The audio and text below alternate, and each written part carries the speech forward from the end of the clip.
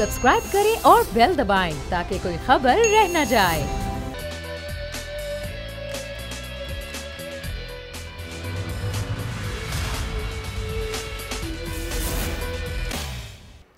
बिस्मिल्लाहिर्रहमानिर्रहीम, अस्सलाम वालेकुम। प्रोग्राम में मैं सुमैया रिजवान आपको वेलकम कहती हूँ। कल बड़ा मार्का होने जा रहा है जी चेयरमैन सेनेट के लिए। कौन होगा सेनेट का अगला चेयरमैन, ये बहुत बड़ा सवाल है कि क्योंकि नंबर गेम तो अपोजिशन की पूरी है, क्या यूसुफ रज़ा गिलानी होंगे अगले चेयरमैन सेनेट या फिर हुकूमत वाकई कोई सरप्राइज देगी। जिनके पास नंबर गेम्स तो पूरे नहीं है लेकिन हुकूमत शोर बहुत है कि कुछ नून लीग के लोग हैं, कुछ नून लीग के सेनेटर्स हैं जो कि उनकी ज़मीर की आवाज़ पर उनके कैंडिडेट को नहीं कि सादिक संजरानी को वोट देंगे। और ये भी कहा जा रहा है कि ज़ाहिर बलूचिस्तान से ताल्लुक़ है सादिक संजरानी का, तो जो बलूचिस्तान है BNP मिंगल भी है और बलूचिस्तान पख्तूनख्वा मिली अवामी पार्टी भी है, तो ये जो है ये देंगी सादिक संजरानी को वोट। और कुछ नून लीग के सेनेटर्स भी अगर वोट दे देते हैं तो सूरत हाल तब्दील हो जाएगी। सादिक संजरानी साहब जो कि मियां मोहम्मद नवाज शरीफ की हुकूमत में कोऑर्डिनेटर रहे, उसके बाद यूसुफ रज़ा गिलानी की शिकायत सेल के इंचार्ज भी रहे। और अगर हम 2019 के तहरीक-ए-दम एतमाद की बात करें तो उस वक्त भी तादाद तो पूरी थी, लेकिन जो लोग थे 64 से वो 50 हो गए थे और 14-15 लोग इधर उधर हो गए थे। क्या तारीख अपने आप को दोहराएगी या मामला थोड़े मुख्तलिफ होंगे, इसी बात के मेहमान मेरे साथ मौजूद हैं। मुझे ज्वाइन करिए मुसरत चीमा साहब, पाकिस्तान तहरीक इंसाफ पंजाब से आपका ताल्लुक है, और राना एहसान साहब पाकिस्तान मुस्लिम लीग नून से मेरे साथ मौजूद हैं।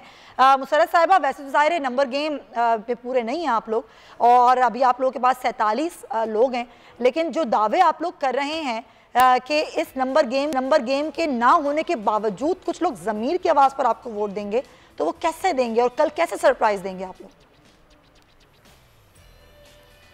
बिस्मिल्लाहिर्रहमानिर्रहीम, बहुत शुक्रिया सुमैया। सबसे पहले तो मैं अर्ज़ करूं कि इंशाल्लाह ताला हम लोग अपनी तमाम जो सियासी, जमहूरी और आइनी जो पाकिस्तान का कानून हमें जिस चीज़ की ज़मानत देता है और हमारा जो हक़ है उसको हम इस्तेमाल करते हुए इंशाल्लाह ताला हम इनको शिकस्त देंगे। और इस दफ़ा हम इनको जो इन्होंने नोटों की बरसात के साथ जिस तरह से बेज़मीर लोगों ने बाज़मीर सर्विस एक शुरू की थी और उसके नतीजे में जो कुछ हुआ वो आपने देखा, तो इंशाल्लाह इस दफ़ा हम इनको इस तरह का कोई इकदाम नहीं उठाने तो ये देंगे। कानूनी हक़ कौन सा है आपका और आप उसको किस तरह इस्तेमाल करेंगे?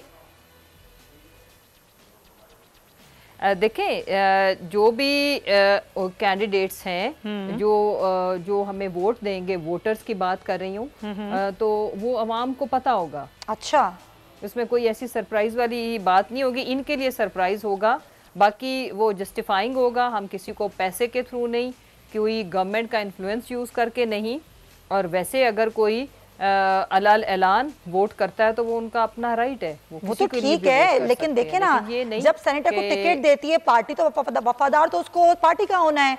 वो कैसे अपनी वफादारी तब्दील करके आपको वोट देगा और आप कहेंगे, आप ये कैसे कहेंगे कि इसने ज़मीर की आवाज़ पर आपको वोट दिया है? देखिए सुमैया, ये तो मैं बारहा जितने भी ज़मीर पे मबनी इस मुल्क में जो इलेक्शन हुए या जो फ्लोर क्रॉसिंग हुई या जो हॉर्स ट्रेडिंग हुई वो सबको पता है। लेकिन बहरहाल जो कुछ इन्होंने किया हम ऐसा कुछ नहीं करेंगे, लेकिन इंशाल्लाह सादिक संजरानी साहब ही चेयरमैन सेनेट होंगे। अच्छा। और डेप्यूटी चेयरमैन सेनेट भी हमारे आफरीदी साहब होंगे। अच्छा। इंशाल्लाह फॉर श्योर। अच्छा, ज़बरदस्त भाई, बड़ी श्योरिटी है हुकूमत को। तो राना एहसान साहब 53 है आपका नंबर, लेकिन इसाक डार साहब वोट नहीं देंगे, और फिर जमात इस्लामी के मुश्ताक अहमद साहब का भी यही है कि वो भी वोट नहीं देंगे। तो तादाद है 51, जो कि एक मतूबा तादाद चाहिए होती है चेयरमैन बनाने के लिए। तादाद तो पूरी है आपकी, लेकिन ये जो मरियम साहिबा ने कहा कि सेनेटर्स को फ़ोन कॉल्स जा रही हैं कि आप जो हैं वो अपने उम्मीदवार को वोट ना दें, PDM के उम्मीदवार को वोट ना दें, गिलानी साहब को, और आप दे दें संजरानी साहब को, तो क्या बताएंगी मरियम साहिबा कि वो कौन लोग हैं और उनका डाटा शेयर करेंगी? उन लोगों की जो फोन कॉल्स हैं वो रिकॉर्ड भी कर ली हैं। अच्छा। और वो बिल्कुल शेयर की जाएंगी अगर इस तरह की नौबत आई। कल इलेक्शन देखते हैं। देखें, गवर्नमेंट जो है ये इलेक्शन नहीं जीत सकती अगर ऑपोजिशन के अंदर से कोई इनको वोट ना डाले, जो ऑपोजिशन की पार्टीज हैं, क्योंकि हमारी मेजॉरिटी है, हमारा नंबर ज्यादा है। और हम बार बार यही कह रहे हैं कि अगर तो कोई प्रेशर टैक्टिक्स ना की गई, कोई फोन कॉल्स ना की गई, ना कोई धमकियां लगाई गई या कोई फाइल ओपन ना की गई, या पैसा ना चलाया गया, तो ये एक श्योर शॉट इलेक्शन है जो ऑपोजिशन जीतती है। यहां मैं ये भी कहूंगा कि जो मेरी बहन कह रही थी कि नोटों की बारिश नहीं करेंगे, तो जो अगर नोटों की कोई बारिश हुई थी और कोई जमीर अगर खरीदे गए थे या बेचे गए थे, तो उन्हीं 16 अराकीन जिनके ऊपर आपका इल्जाम है इस चीज का, जमीर फरोशी का, पहले तो आप इलेक्शन कमीशन में कोई सबूत नहीं पेश कर सके इस मामले के तहत, और अगर उन्होंने लिए भी थे पैसे, कोई खरीदो फरोख्त हुई भी, तो उन्हीं के बलबूते पे आज Imran Khan vote of confidence ले चुके हैं, उनको ये तसल्लियां देते हुए कि आपने अगर कोई गलती की भी है तो हम आपको दिल से माफ करते हैं, आप हमें सपोर्ट करें वोट ऑफ कॉन्फिडेंस। चलें, बिल्कुल, ये तो हुकूमत पर है ना कि हुकूमत नहीं कार्रवाई कर रही, लेकिन अगर आपके कोई वोट इधर से उधर हुए और आपको मालूम भी हो गया कि वो कौन लोग हैं, तो क्या आप कार्रवाई करेंगे उनके खिलाफ? देखिए, जिन लोगों को फोन कॉल्स आई, उन्होंने तो हमारी पार्टी लीडरशिप को बता दिया कि ये फोन कॉल्स आई हैं हमें, और ये हमें कहा गया है, और कुछ लोगों के पास रिकॉर्डिंग्स भी मौजूद हैं, लेकिन ये जाहिर करता है कि कोशिश की जा रही है। ये भी तो हो सकता है ना राणा साहब, कोई मोहब्बत में, कोई दोस्ती यारी में वोट दे दे संजरानी साहब को।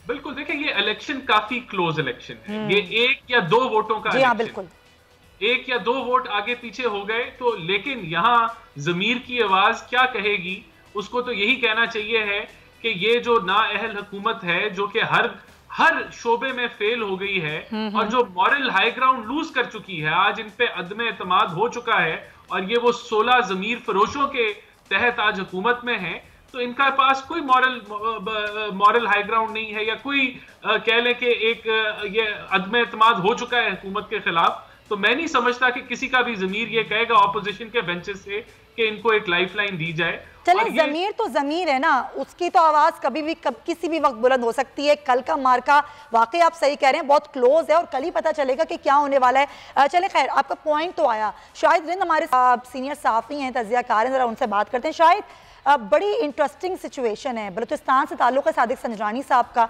और बलूचिस्तान की जो पार्टी है ANP और पख्तूनख्वा मिली अवामी पार्टी, फिर बाप, ज़ाहिर इनका भी एक झुकाव है कि सुनने में आ रहा है कि ज़ाहिर ये वोट देंगे, और कुछ KPK के कुछ सेनेटर्स हैं जिनके बारे में भी ये सुनने में आ रहा है कि वो भी संजरानी साहब को वोट दे सकते हैं।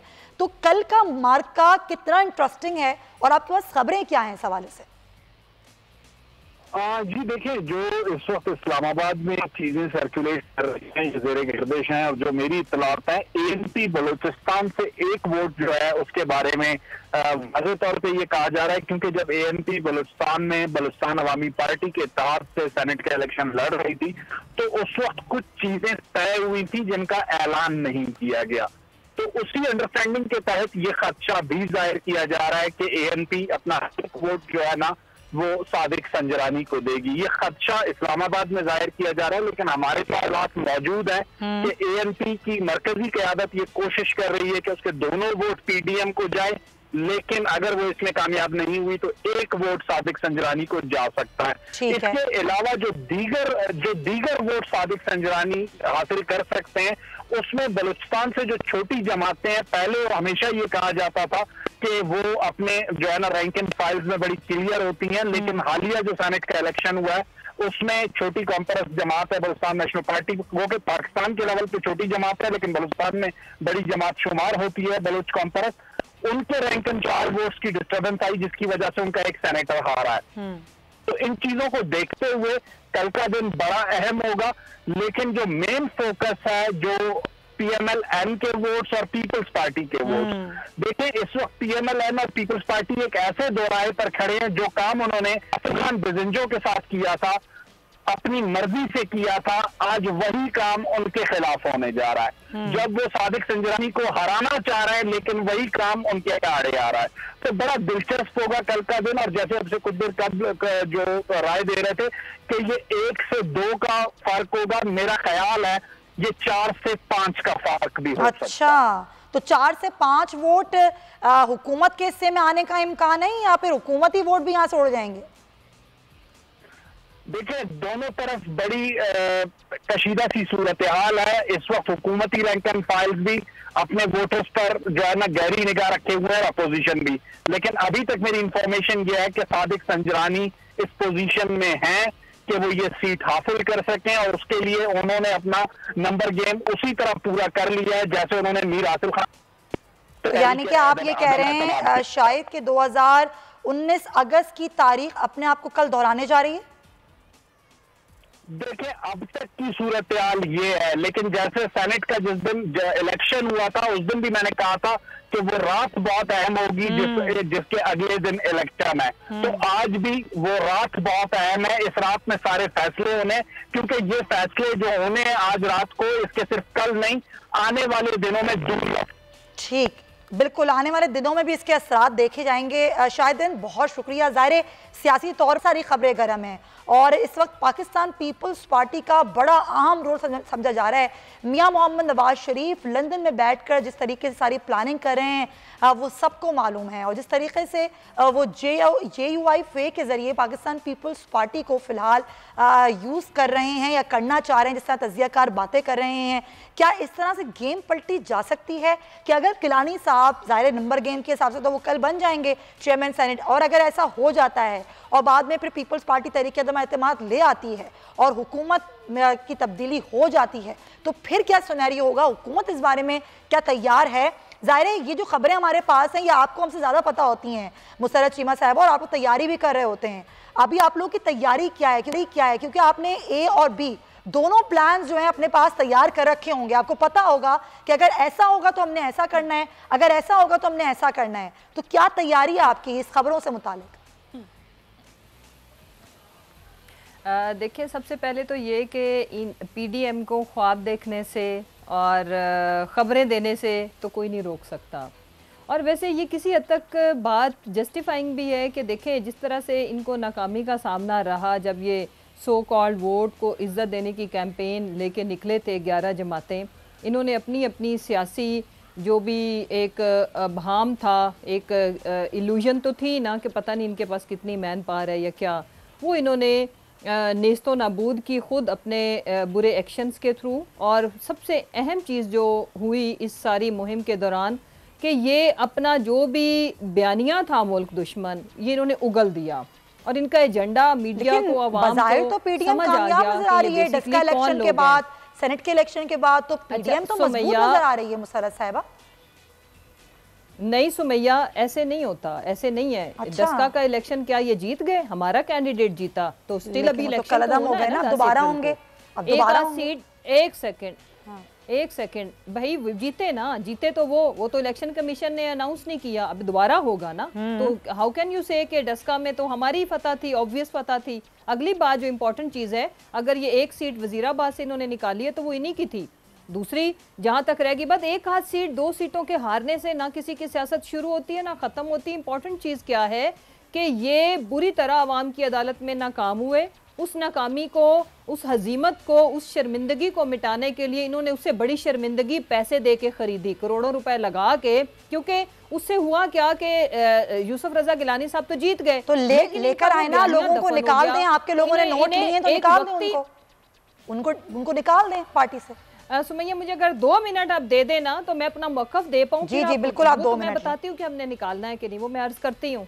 देखें, 2 लोग जिनका सामने आया आज, आपको मेरा ख्याल है आपके चैनल ने भी ये खबर ब्रेक की होगी, सिंध से हमने 2 लोगों को निकाल दिया है। बिल्कुल, बाकियों का यही तो वजह थी कि हम इलेक्शन कमीशन से चाहते थे, जो कोर्ट्स के भी ऑर्डर थे, इलेक्शन कमीशन ने नहीं किया। तो जैसे जैसे चीजें, हम हमेशा एविडेंस बेस्ड एक्शन लेते हैं और वही देर पा होता है, अदरवाइज कोई फायदा नहीं है। अच्छा। और दूसरी बात, जब 20 अरकान हमारे KP से थे तो उनको तो हमने निकाला, ये 2 ऑब्वियस थे, इनको हमने निकाल दिया। एविडेंस बेस्ड हमारे पास चीज़ें थी, इनफ हमारे पास इनकी चीज़ें थी कि इनके ऊपर वो चीज़ आयद हो गई। अगली जहाँ तक रहेगी बात, देखें इंपॉर्टेंट चीज़ जो मैं कहना, हम PDM पे पहले मैं जवाब दे लूँ। PDM जब इनको हजीमत का सामना करना पड़ा तो इन्होंने करोड़ों रुपए नहीं, अरबों रुपए लगा के एक सीट तो जीत ली, लेकिन इनका वो बयानिया तो दफन हो गया जिसके ऊपर इन्होंने माशाल्लाह म्यूजिक की हद तक तो वो ठीक है कि प्ले करने के लिए, और सारी जमातें एक ही मिली तराने के ऊपर माशाल्लाह से एक ही परचम के नीचे जब जमा होती हैं, वोट को इज्जत दो, और वोट की अपने ऐवानों के अंदर नेशनल असम्बली के अंदर और सबसे बड़े ऐवान के चुनाव में जिस तरह से इन्होंने वोट की इज्जत की धज्जियां उड़ाई, डेमोक्रेसी की धज्जियां उड़ाई, जलील किया इन्होंने पॉलिटिशियंस को, इन्होंने ख्वार कर दिया सियासत को, और उसमें तमाम जो डेमोक्रेसी है उसको एक चंद काली भेड़ों ने उसको हमेशा के लिए ये हमेशा इस तरह के इकदाम उठाते हैं। लेकिन मुझे अभी तक अपने सवाल का जवाब नहीं मिला है। आप पीडीएम पर जरूर बात करें, आप 2 क्या आप 3 मिनट ले लें, लेकिन आप कह रही हैं एविडेंस है तो 2 लोगों को निकाल दिया, लेकिन एविडेंस कैसे नहीं होंगे? एजेंसियों की बात करी थी वजीर आजम ने कि एजेंसीज की मदद लें। तमाम एजेंसीज जो हैं वो वजीर आजम के अंडर आती हैं, क्या उनको नहीं मालूम होगा कि वो कौन लोग हैं, उनके खिलाफ क्या एविडेंस हैं?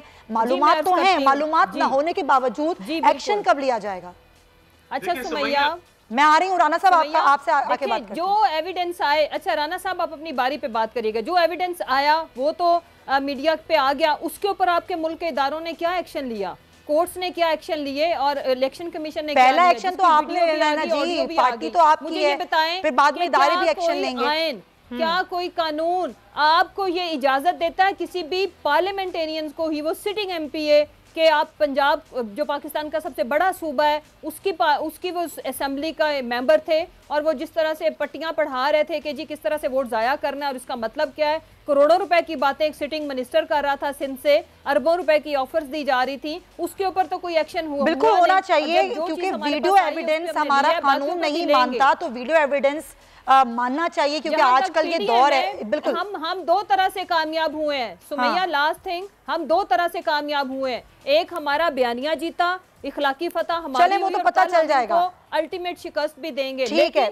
ये बेसिकली ये हमेशा ही लूजर रहेंगे, बिकॉज इन्होंने कोई नहीं, ये कहना गलत होगा। अभी तो पीडीएम बड़ी मजबूत तरह से सामने आई है। 26 मार्च को लॉन्ग मार्च है जी, अभी जरा रुक जाएं। कैसे मजबूत? अभी हुकूमत के लिए मुश्किलात खत्म नहीं हुई हैं मुशर्रफ साहिबा। पीएमएलएन के अंदर 2 जमातें बन गई। चले मुझे राना साहब से बात करने दें। 2 जमातें बन गई, छोड़े ना पीएमएलएन को, उनकी 2 जमातें बने के 4 बने, 2-4 करेंगे। चले ठीक है। राना साहब, पंजाब में तब्दीली लेकर आ रहे हैं आप लोग, क्योंकि पहला जो नंबर गेम है, जो पहले तरीके अदम एतमाद है, वो आपने इधर लेकर आनी है। यहाँ के लिए आपका क्या प्लान है पंजाब के लिए? देखिए, पंजाब का जो फैसला है वो पीडीएम करेगी और उसके अंदर डिस्कशन जब फाइनल होगी इस मामले के ऊपर, तो पंजाब कोई बड़ा इशू ही नहीं है। अगर पीडीएम चाहे तो पंजाब जो है वो चुटकी के अंदर जा सकता है। अच्छा। लेकिन इस पे सारी पार्टीज को 1 पेज पे आने की जरूरत है। देखें, ये कह रही हैं मेरी बहन के कोई मसला नहीं है, पीटीआई को बहुत सारे मसाइल हैं। नंबर 1, ये 16 जमातों के 16 मेंबर जो जमीर फरोश इनके बकौल इनके और जो खरीदो फरोख्त में शामिल रहे, उनके बलबोते पे वोट ऑफ कॉन्फिडेंस है। अगर कोई मॉरलिटी हो इमरान खान में तो उनको रिजाइन कर देना चाहिए है, और ये इसकी कोई हैसियत नहीं है अब इस हुकूमत की।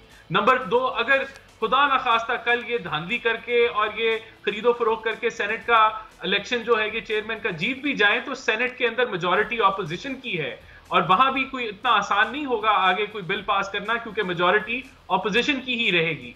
दूसरा, लॉन्ग मार्च आ रही है, लॉन्ग मार्च का क्या नतीजा निकलता है वो अभी सामने आएगा और इंशाल्लाह ताला जबरदस्त नतीजा निकलेगा। इसी तरह ये जो 1 पेज के नारे लगाते थे वो भी अब इनके एक सवालिया निशान उठ गया है कि 1 पेज आज है नहीं है, क्या सूरत हाल है, क्योंकि कोई भी अदारा जो है इतनी नाअहल हुकूमत के साथ कितनी देर कांधा लगाएगा। दूसरा, पंजाब की परफॉर्मेंस पूरी कौम के सामने है और क्या हालात कर दिए पंजाब के, कोई इससे आंखें नहीं चुरा सकता। इसी तरीके से लेकिन ये बात भी तो सही है ना कि तहरीक एतमाद की जो खबरें एकदम से आई थी और वो दम तोड़ गई हैं, क्योंकि वही बात जो आपने पहला जवाब दिया कि 1 पेज पर आ जाएंगी बात पीडीएम, तो फिर हम इस पर बात भी कर लेंगे। इट मींस कि 1 पेज पर नहीं है आप लोग अभी। देखिए, पंजाब पीएमएलएन का ये ख्याल है कि पंजाब हुकूमत को गिराना कोई मुश्किल काम नहीं है, ये चुटकी का मसला है, लेकिन ये हमारा शायद टारगेट नहीं है। हम चाहते हैं कि हम निजाम को चेंज करें, यहाँ हुकूमतें गिरा के इन हाउस लेके हमारा हुकूमतें लेना मकसद नहीं है। तो आपका फिर -1 फॉर्मूला भी नहीं है, आप फिर जमहूरी तरीके से ही काम करेंगे? बिल्कुल, हम लोग जमहूरी तरीके से ही काम करेंगे और कोई अभी तक पीडीएम का इकदाम ऐसा नहीं है कि जो जमहूरी तरीके से जो है वो अलग हो। दूसरा, मैं ये कह रहा था, इनके जो मसाइल हैं, आज तक ये इन्फ्लेशन को कंट्रोल नहीं कर सके। ये आज तक जो इफरात ज़र है और जो इन्फ्लेशन है वो एक आम आदमी की जेब काटता है हर हफ्ते हर रोज, ये उसको रोक नहीं सके। किसी किस्म की मैनेजमेंट आपको नहीं नजर आ रही। तो ये सारे मामलात इस हुकूमत के ये सारे मामलात तो हैं, लेकिन अब पीडीएम का क्या प्लान है? अब आप लोगों ने तो स्पीकर के खिलाफ भी तहरीक अदम एतमाद लाने का इंदिया दिया था, उसका मामला क्या हुआ? इस पर कोई बातचीत हुई है आप लोगों की? क्योंकि आगे तो आप लोगों ने इस तमाम प्लानिंग के साथ चलना है ना। देखिए, ये जो सारी मैंने आपको चीजें गिनवाई, ये पीडीएम की स्ट्रेंथ्स हैं, हुकूमत की वीकनेसेस हैं, और यही स्ट्रेंथ्स जो हैं वो इस पीडीएम को आगे लेके चलेंगी। और ये जितने भी अब ये जो कल जितना ये कोशिश, देखें ना ये अपना चेयरमैन ला सके, ना ये अपना डिप्टी, लेकिन अगर कल ये अपना चेयरमैन ले आए और ये सरप्राइज हो गया तो फिर क्या प्लान है आपके पास? मैं आपको कह कि अपनी पार्टी का नहीं लेके आ सके, ना ये अपनी पार्टी का डिप्टी चेयरमैन ला सके, ये सियासत कर रहे हैं। ये बहुत यानी कि डेस्परेट मूव है कि ये किसी ना किसी तरीके से इलेक्शन जीतना चाहते हैं। तो ये शो करता है कि हुकूमत जो है, तो ये तो मद्देनजर रख के किया जाता है ना कि अब उन्होंने एक को चुना केपी से, एक को चुना बलूचिस्तान से, कि जाहिर है ज्यादा वोट बैंक किसका मजबूत होगा, ऐसे ही होता है ना राना साहब?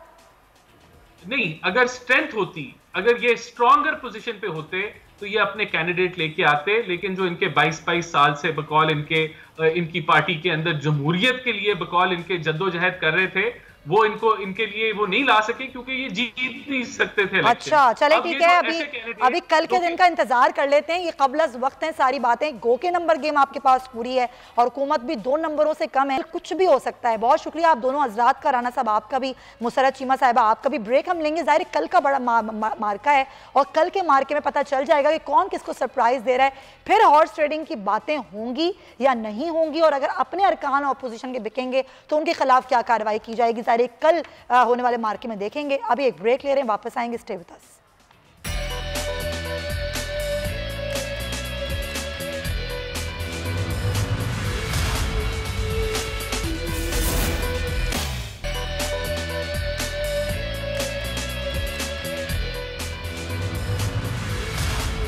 जरा इस प्रोग्राम के हिस्से में कोरोना वायरस की बात करें। तीसरी लहर आ गई और कल जो कोरोना वायरस के बढ़ते हुए केसेस की बिना पर फैसला कल किया गया एनसीओसी की जानिब से, और ये कहा गया कि पंजाब और पेशावर के कई स्कूल जो हैं उनको बंद कर दिया गया, मौसम बहार की वहाँ पर छुट्टियाँ दे दी गई। और जो फैसला था कि शादी हॉल्स में इंडोर और तमाम रेस्टोरेंट में, वो फैसला भी वापस ले लिया गया, सिनेमाज को भी बंद कर दिया गया है। तो क्या सूरत हाल रहेगी कोरोना वायरस की? जो तीसरी लहर है वो क्या किस तरह से असरअंदाज होगी और उसके लिए क्या वाकई लॉकडाउन की तरफ जाना चाहिए या नहीं जाना चाहिए? पीएमए से कैसे सज्जाद साहब हमारे साथ मौजूद। डॉक्टर साहब बहुत शुक्रिया आपका। ज़ाहिर कल एनसीओसी ने बड़े फैसले किए हैं, आपके ख्याल में ये फैसले जो कि अभी सिर्फ पंजाब की हद तक ही हैं और कुछ पेशावर में भी कुछ फैसले किए गए हैं, कराची में और बलूचिस्तान में इसका इतलाक नहीं हो रहा, आपके ख्याल में क्या वाकई तीसरी लहर जो है वो ज़्यादा खतरनाक साबित हो सकती है? बिस्मिल्लाहिर्रहमानिर्रहीम, बहुत शुक्रिया आपका। देखिए, ये मैं शुक्रगुजार हूँ हुक्मरान का और हुकूमत का कि जब ये हुकूमत ने ऐलान किया था कि 15 मार्च से सारे डाइनिंग और रेस्टोरेंट को डाइनिंग कर देंगे और शादी हॉल को इनसाइड जो है वो तकरीब मुनक्कद करने की इजाज़त दे दी जाएगी और ये पार्क और मज़ार और ये सिनेमा हॉल सब खुल जाएंगे, तो मैंने उस पर एक रिक्वेस्ट भेजी थी, अर्ज की थी कि खुदारा ये ना करें। उसकी वजह ये है कि हम अभी सेकंड वेव में हैं और हम नीचे आ रहे हैं। यही बात पहले भी हुई थी जब फर्स्ट वेव था और हम उस पर मना कर रहे थे कि जब 200-300 केस पे हमारे आ गए थे दिल्ली के और लोग बिल्कुल ये समझ रहे थे कि पाकिस्तान कोरोना खत्म हो चुका है, तो लिहाजा उसकी वजह से ये हुआ कि सेकेंड वेव आ गई और केसेस बहुत तेजी से 3000 3,500 चले गए। अभी भी आज भी देखिए दोबारा ये राइज होना शुरू हो गया, आज भी 2000 से ऊपर चले गए, इससे पहले 2000 से कम थे, 1200-1300 थे। तो हमने रिक्वेस्ट की थी, जो गवर्नमेंट ने, अल्लाह का शुक्र है कि उस पर उसको मान लिया है, वो उनको समझ में आ गया है कि ये काम गलत हो रहा है। मैं समझता हूँ कि जब तक 70% या इससे ज्यादा लोग, हमारी पॉपुलेशन जो है वो वैक्सीनेट नहीं है, इस तरह के फैसले हमें नुकसानदेह हमारे लिए साबित होगा। और यकीनन मैं समझता हूँ कि ये जो अभी तो तीसरी वेव की हम बात नहीं कर सकते, ये जरूर है कि जो नंबर ऑफ केसेस है उसमें इजाफा होता चला जा रहा है। उसकी वजह ये है कि ये बीमारी बहुत तेजी से एक दूसरे लेकिन में डॉक्टर साहब ने ट्रांसमिट होती वैक्सीन है। की बात की, आपने कहा कि 70% हमारी आबादी को वैक्सीन लगा दी जाए। वैक्सीन को लेकर बहुत इब्हाम है, लोगों के जहनों में खदशात हैं और ज़ाहिर है कुछ इस तरह के रूमर्स भी पहले जिसकी वजह से लोग कतरा रहे हैं। अभी आपको भी पता है कि अभी जो सीनियर सिटीजन्स हैं उनको लगाने का सिलसिला शुरू हुआ है और उनको वैक्सीन लग रही है, लेकिन बहुत सारे लोग ये कतरा रहे हैं वैक्सीन लगवाने से। क्या आपको लगता है कि ऐसा मुमकिन होगा कि इतनी बड़ी तादाद में वैक्सीन भी मौजूद हो और फिर लोग वैक्सीन लगवा भी लें ईजिली?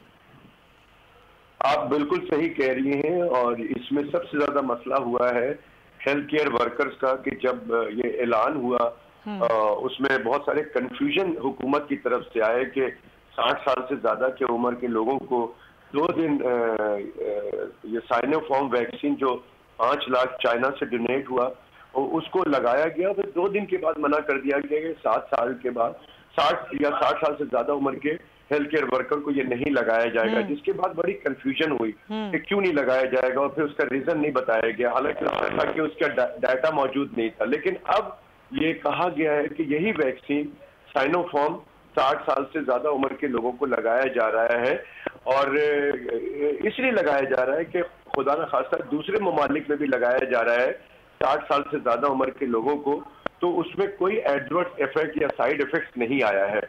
तो लोगों में, पॉइंट मेरा ये है कि लोगों में जो कंफ्यूजन है वो कंफ्यूजन दूर करने की जरूरत है कि जी पहले क्यों नहीं लगा, अब क्यों लग रहा है। फिर जो सोशल मीडिया पे बहुत सारी मिथ चल रही हैं, बहुत सारे रूमर्स चल रहे हैं कि जी उनके दाढ़ी मूछें निकल आएंगी, अगर मर्द को लगेगा तो वो इनफर्टिलिटी हो जाएंगे, नामर्द हो जाएंगे, दूसरी कि ये ट्रैक करने के लिए किया जा रहा है, फला किया जा रहा है। ऐसा कुछ भी नहीं है, ये सिर्फ रूमर्स हैं। कुछ भी नहीं है, ये सब रूमर्स है, इसमें कुछ भी नहीं यकीन करना चाहिए लोगों को। अच्छा, वैक्सीन के हवाले से भी ज़ाहिर खदशात इस तरह से भी हैं कि वो साइनोफार्म जो चाइनीज़ वैक्सीन आई है ये कितनी इफेक्टिव है, इस पर क्लिनिकल ट्रायल किस तरह से हुए हैं, क्योंकि एस्ट्राजेनेका जो बरतानी वैक्सीन थी उसको लोग ज़्यादा रिलायबल भी समझ रहे हैं डॉक्टर साहब। तो ज़ाहिर है अब पाकिस्तान में वो वैक्सीन अभी तक नहीं आई, लेकिन कहा गया कि अगली खेप में वो वैक्सीन भी आएगी। तो ये सूरत हाल है। मैं जवाब लेती हूँ आपका।